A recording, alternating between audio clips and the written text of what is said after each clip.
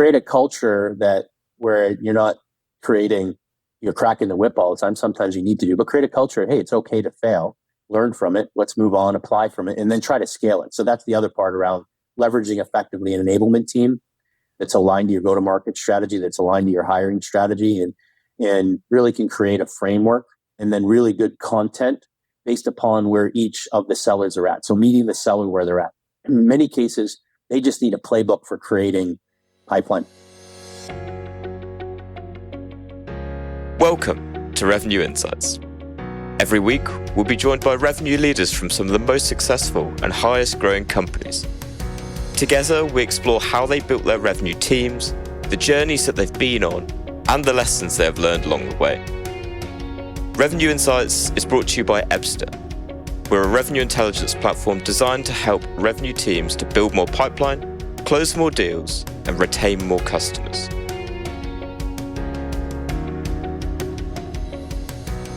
Hello there. You are listening to Revenue Insights. Over the past couple of months, there has been one challenge that's been coming up with my guests very, very frequently. Deal slippage, deals pushed out, pipeline slippage, whatever name that you give to it, it's the process of whenever a deal that is stated to close at the end of the quarter eventually moves into the next quarter. As such, we wanted to pull together multiple perspectives on how you can prevent it and some of the tactics that you can deploy to try and address it. Enjoy. Super interesting, how you start to approach that. So, if we think, and what actually comes to mind is getting to just in the stages before getting to that point. And I wonder whether what you were talking about before in terms of consistency starts to tie into this. So, as it's getting to those later stages of the sales process, one of the biggest things that comes up a lot on the podcast is around deals actually slipping. And how do you approach either preventing that, reducing that? How do you approach that problem? Yeah. So let's talk MEDPIC for a second. MEDPIC. I do not believe that MEDPIC or MEDPIC is a sales methodology. I love it, but it's not a methodology. It's a checklist to audit your deal. And the best thing that gives you is clarity into reality. Do I know who the economic buyer is? Yes or no? Am I talking to them? Yes or no? Right? Am I engaged with them? Great. It's I don't even know who they are. I at least need to accept reality and now work towards developing a relationship with my economic buyer. So this whole thing of deals slipping, it starts with us understanding a lot of the details in MEDPIC and having clarity on them. And I think MEDPIC is better because it's the paperwork process that's missing in MEDPIC, which is why deals slip. And especially now, part of where deals are slipping is because the CFO is ultimately the decision maker on every single deal. And it's got to go to this buying committee inside of the finance team for final approval. And that is slowing everything down. So the question for the sales rep is, hey, when's this deal supposed to close? Is anybody going on vacation? Are all the people that we need to talk to going to be around and working? What does the paperwork process look like from a procurement perspective, which is both legal and InfoSec? It's not one of those two things. It's legal and InfoSec. And what is the process to get budget reauthorized? Because people are oh, I have budget for this. Yeah, you do until you actually want to go sign the contract. And then they tell you that you don't have budget anymore. So you have to get budget reauthorized. How long is that process going to take? Has your buyer actually bought stuff before? And when was the last time they bought stuff? Did they buy it 18 months ago when the economy was a little bit different? Or did they buy stuff 18 days ago and they know what it's like to do so now in their current environment, inside of their current company with the current players involved? Most of the answers to those questions by your sales rep, if their sales rep's really honest, are going to be, I don't know, right? And so now, great, we've accepted reality. We're not fooling ourselves, which is the most important thing. Don't fool yourself. And so now we can talk about that deal and say, okay, well, we got a 90% chance of getting it done, but this quarter it might be 30%. And then now, because you have this checklist of things that you actually don't know the answers to, now you can begin a strategy of getting the answers to those questions. And unfortunately, our main points of contact oftentimes on our deals don't have the answers to the questions. They think they know the answer to the question, but they don't actually know the question because things are just changing inside of companies. So the whole thing on these deals slipping is be really clear and honest with yourself about reality, about what you know and you don't know, and then work towards getting answers to those questions and knowing the backup plans to those questions. In the past, we talked about it as win-loss, right? But I think the slip pipeline is truly sort of this goldmine of information that can be a leading indicator to overall win-loss. Because are you just taking the can down the road, or are you truly losing? Yeah, that helps conduct the pipeline piece. Yeah, it's such an interesting point, particularly on deal slippage. We ran our recent analysis, and I think from what we analysed is something like 39% of deals have slipped. That's an all-time high based on as long as we've been running this analysis, and so it's always been an ongoing challenge. And what was fascinating to me as you were talking about it was really the acceptance of it, as opposed to, there's an inevitability that we're never going to be able to stop it, right? I don't think we're ever going to be able to get to the point where deal slippage is at 0%, but it's what can we learn from that? And then also, I wonder whether for you guys, it will lead into the point of how do we start to prevent this? And what are the characteristics of a type of deal that we've seen deals like this slip in the past, and we're seeing another one come in now to almost in a preventative way look at it from that perspective and sharing that insight with your sellers then of this is probably going to slip. We've seen this before. I believe we can allocate our resources more efficiently and impact the win rate directly, right? So I've seen this play out in a smaller scale, in a different scale, but I feel this is something that can happen at every company if you get disciplined about it and have the infrastructure to support it, and of course the sales leadership commitment to investigate it. Yeah, absolutely. And could that be an area where potentially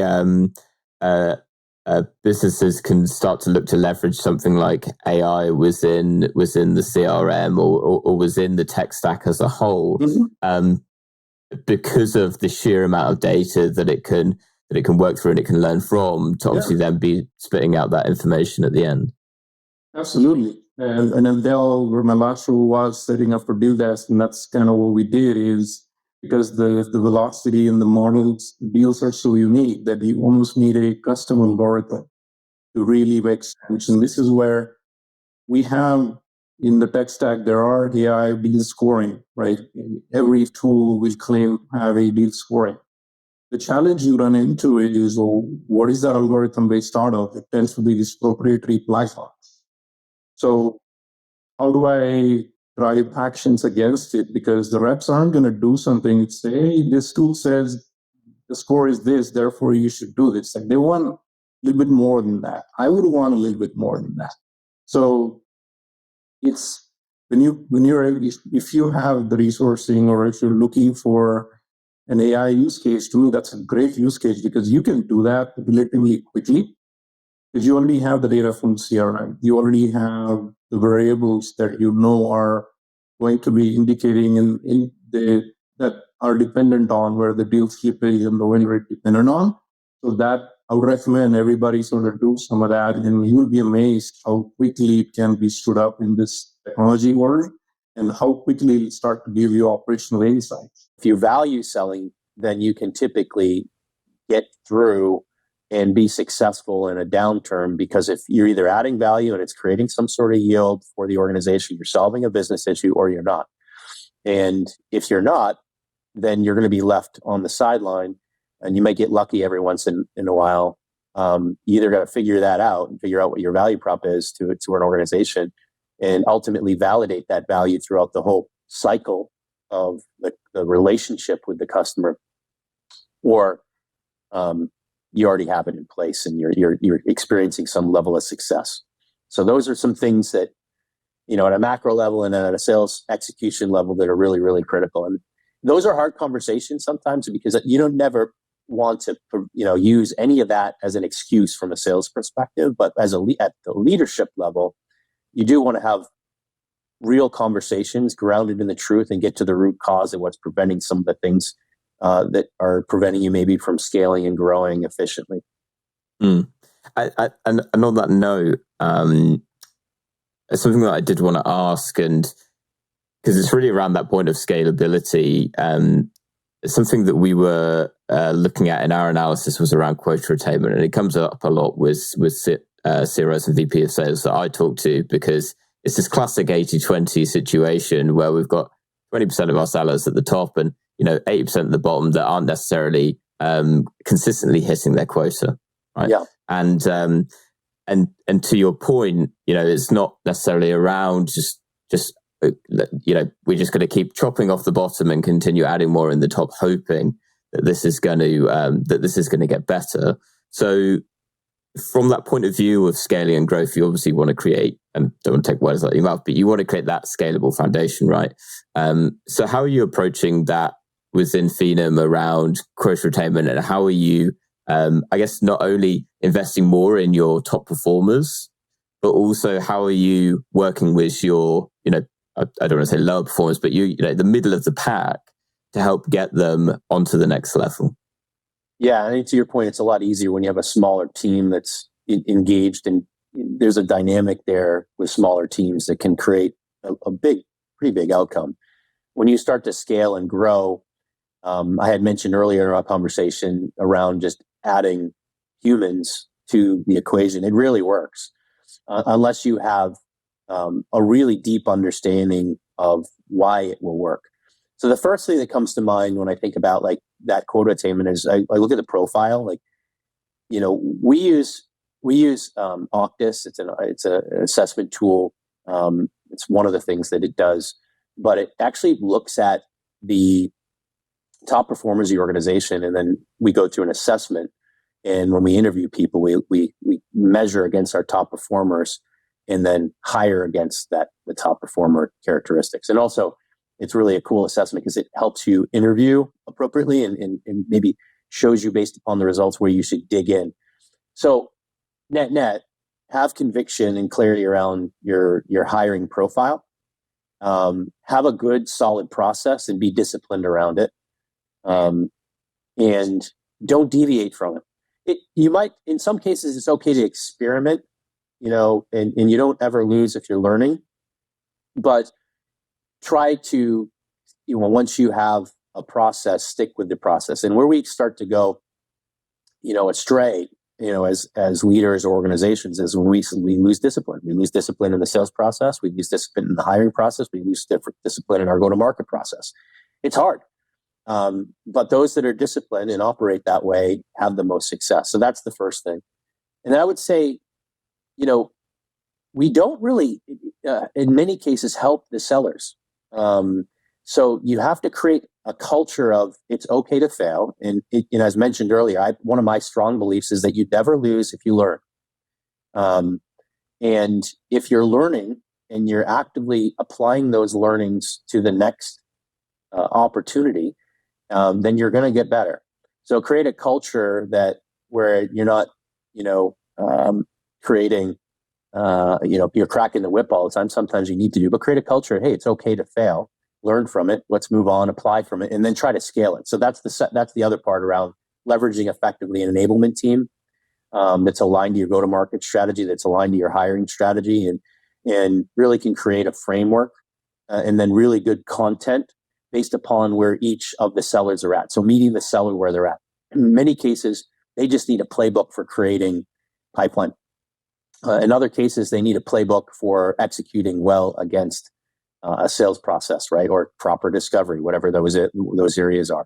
So creating that. And then I think the first line leaders are really critical roles in really any organization, in particular in sales and the sales organization, because they have to manage, but their job is a coach. So, and they need to be adding value, not just reporting up.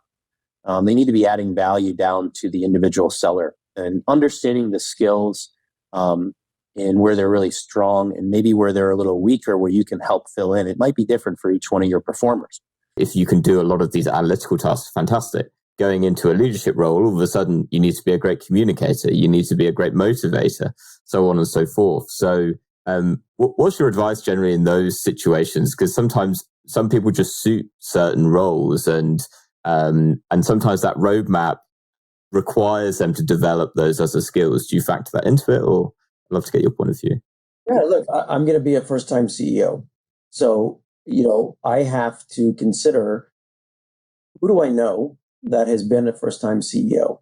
And now maybe they're a second or a third-time CEO. So I try to leverage that network and talk about their experience. I try to learn from them. What are the failures that they made? What are the things that they, learned from? So I think we all need a mentor, regardless of who you are. We all need a mentor because there's people that have trodden the path already, and they've already had that experience.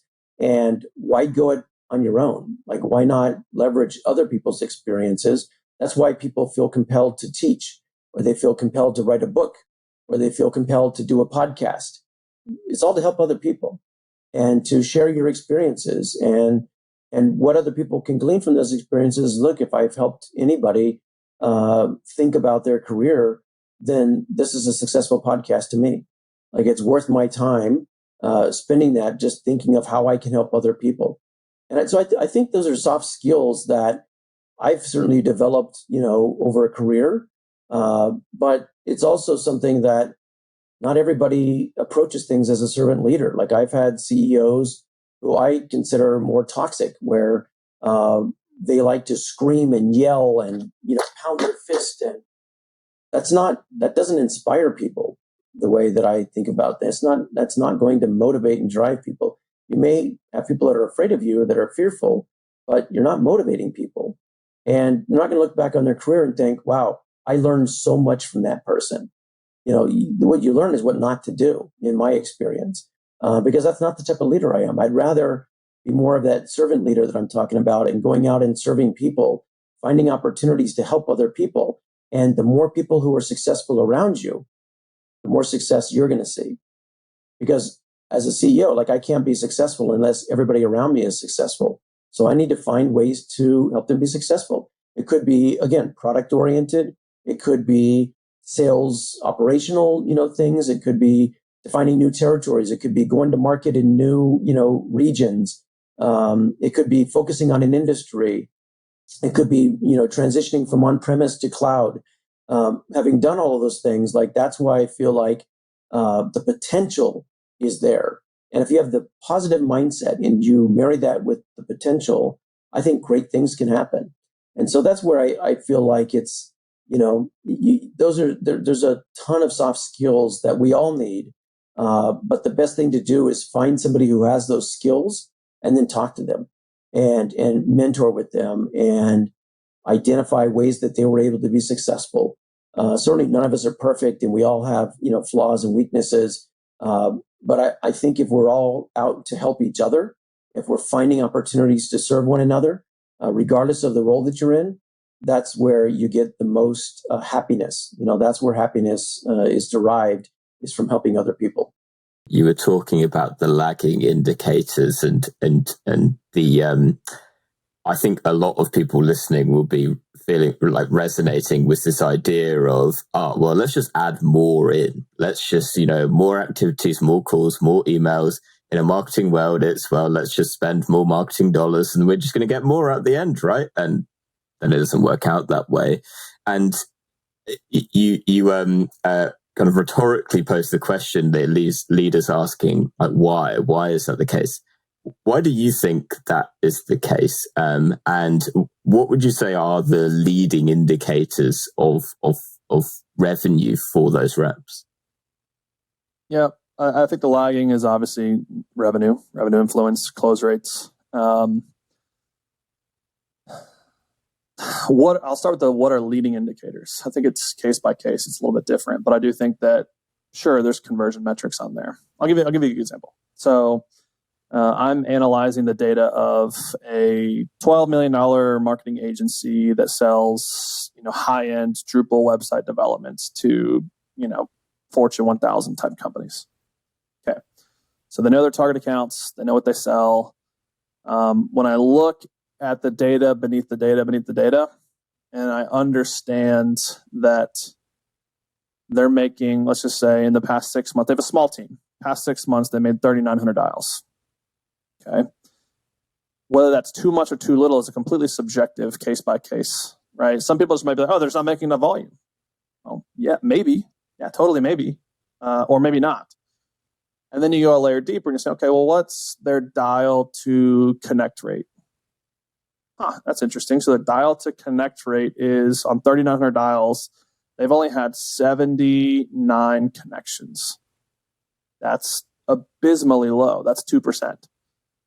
Okay. So that means that they have an issue connecting with who they deem as their decision maker. Okay. You look a layer deeper and you realize that of the connections they had, they're only converting, I think the number was 1% of those conversations or connections. All right. That's really, really bad. So a 1% conversion on a 2% connection on 3,900 dials, that's 6 conversions roughly on 3,900 dials. Okay.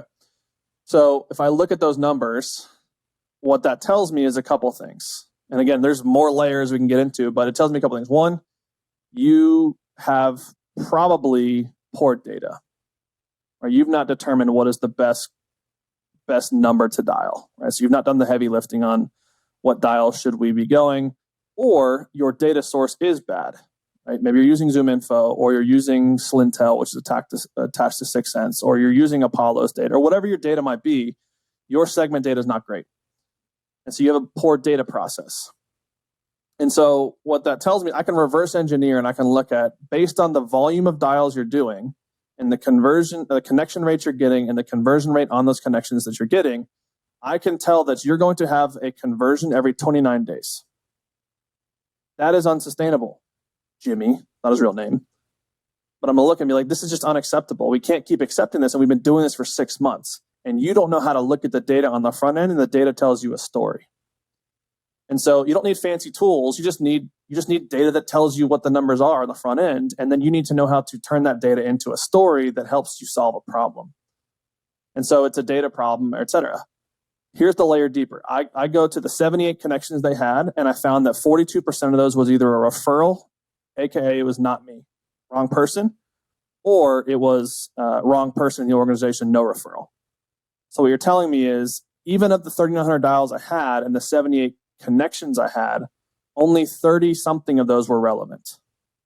So I have a buyer persona issue. I'm going after the wrong title, the wrong buying committee. I think this person makes the decision, but 42% shows me it's not. So who are they referring me to? That needs to become the new buyer persona or the new key buyer in my buying committee. Right? And those are the things, those are the leading indicators of lagging success. Of course, their revenue's down. Of course, they're not closing, right? That was a lot. I could go deeper, but that's the things you have to look at is what are the things leading up to that? The other aspect is that's all objective. You have to look at subjective. So something that we install in every company, and this is probably the best, most practical advice you could have in your company right now, is you need to have a daily shutdown scorecard. I literally believe in this so much that I built an internal software for our VPs this is how we manage sales reps for all of our clients. Have a daily shutdown scorecard where they have to manually report. I know you have APIs all you want, but they have to manually report and go find their own data and put it in. Why? Because they have to be personally accountable to their numbers. Yes, you can go pull those reports in Salesforce. It's easy. But I want to have them manually go find it themselves, put it in my scorecard so that they are personally accountable to the leading indicators. Simultaneously, one of the other questions that we ask in the daily shutdown scorecard is subjective answers, right? So objective is your production. Subjective is how do you feel? What are you struggling with? What are you experiencing on the ground, boots on the ground in your conversations? Where do you feel like you're getting hung up here? And they will oftentimes tell you intuitively what they believe is wrong. It might be wrong, might be right, doesn't matter. But they are giving you data as a sales leader who's monitoring these manual daily shutdown scorecards on what they need. And if you're not giving them what they need, then it's on you. If we take that assumption that a lot of the sellers are in a similar mindset of, it's activity, it's not that genuine, it's not as authentic. For your sellers, how do you go about, coaching them? Are you doing it through processes and frameworks like some leaders do? Are you doing it through like one-to-ones and like building relationships? I'm really curious how you kind of go about embedding your view and your approach to selling to really get your sellers on board with it, so they get to that point of, oh my God, this is common sense. Yeah. Well, I love so many things you said, and I want to be really clear. I don't think anything I do is really that special. I just have the opportunity, the gift, whatever, the experience of when you've gone from selling $20 table dances to $50,000, pieces of software at a SaaS company, right? To $30 million naming rights, sponsorship deals for MGM, where there's, Louis Vuitton and things on the pyramid when you fly in, to $500 million worth of, TCV at a time. It's that I've been in the trenches for 25 years, and I'm starting to learn that I have mastery in a way that works for me.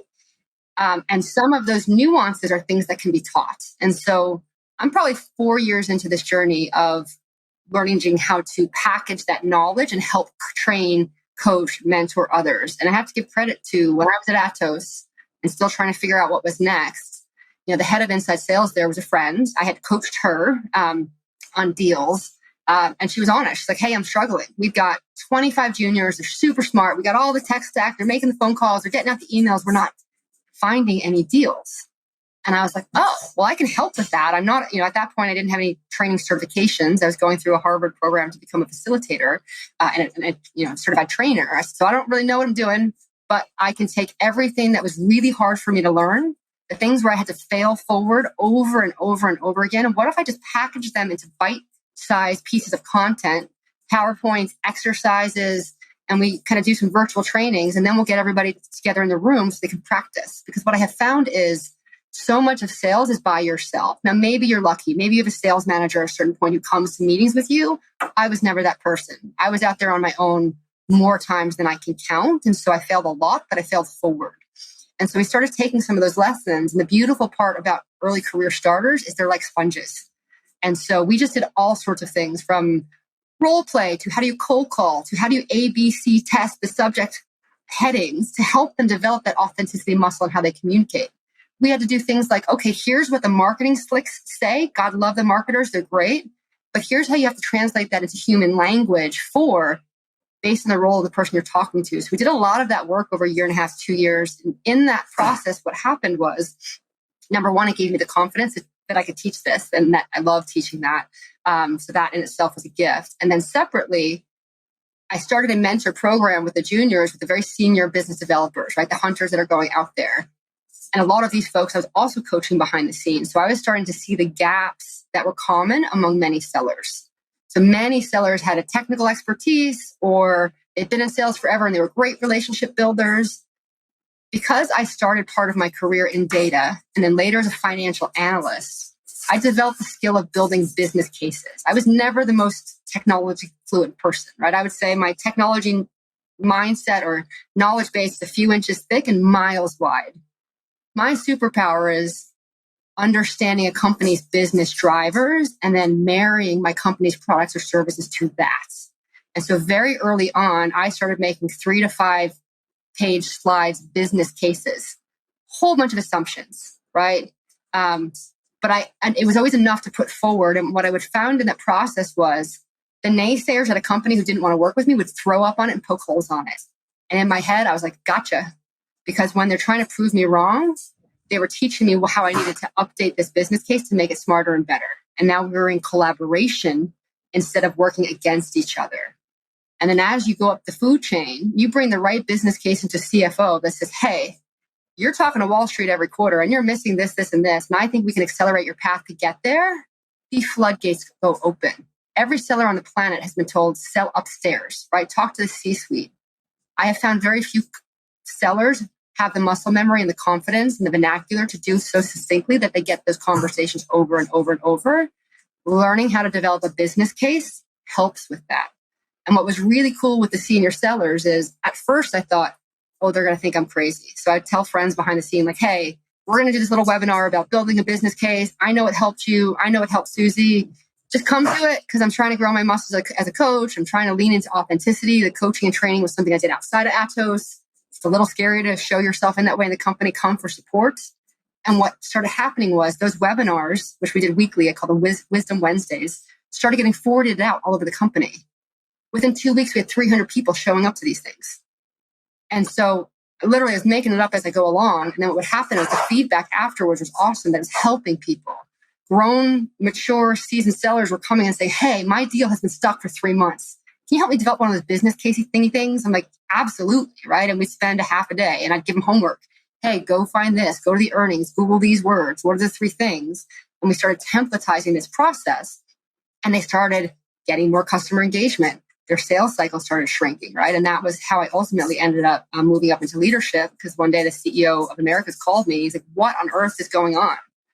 I was like, what are you talking about?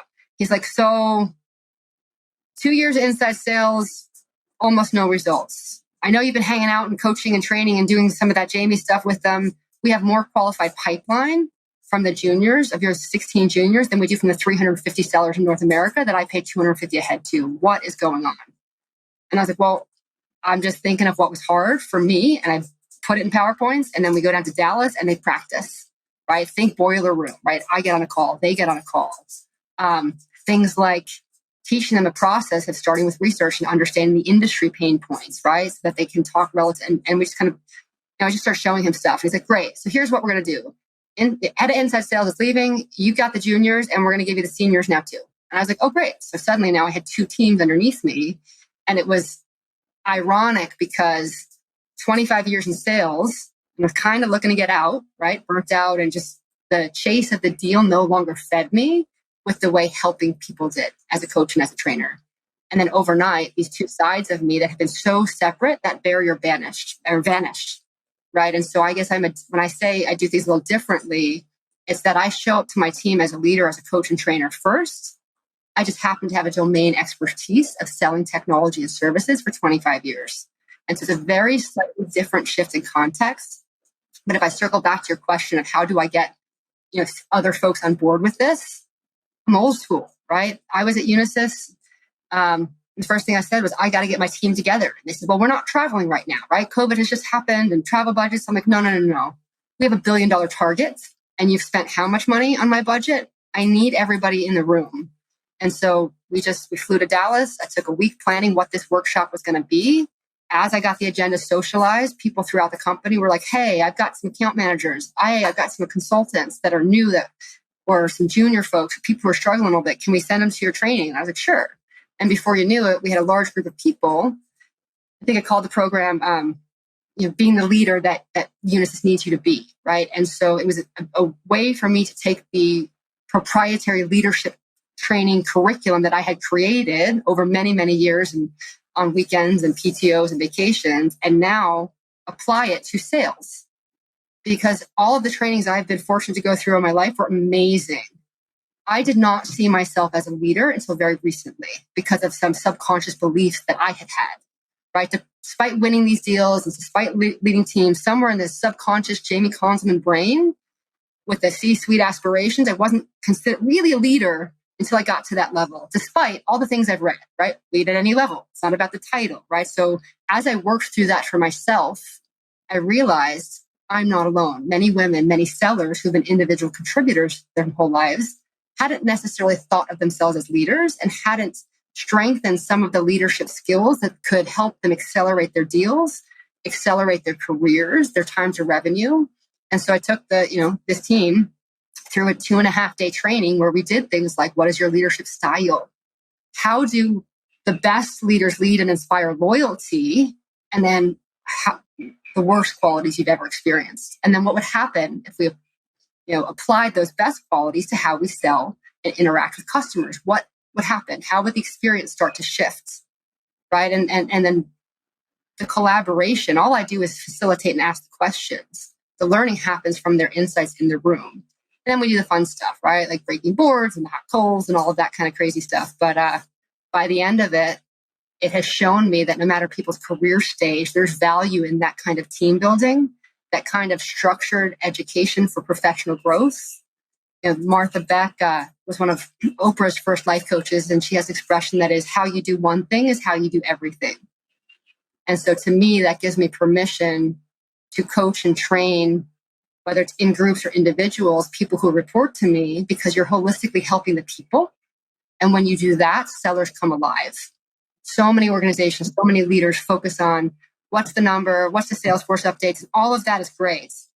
But if your people are not waking up inspired, if their dreams are not cultivated so that they can understand how the company's mission can be linked with their dreams, well, then you've got people who are coming to a job and clocking in versus waking up inspired and wanting to do the hard work to help your company succeed. It's a very different place to operate. Thanks for listening to Revenue Insights. If you want to learn more, subscribe to our newsletter and we'll deliver every episode straight to your inbox. If you have any questions, feel free to connect with us on LinkedIn. Our links will be in the episode notes. See you next week.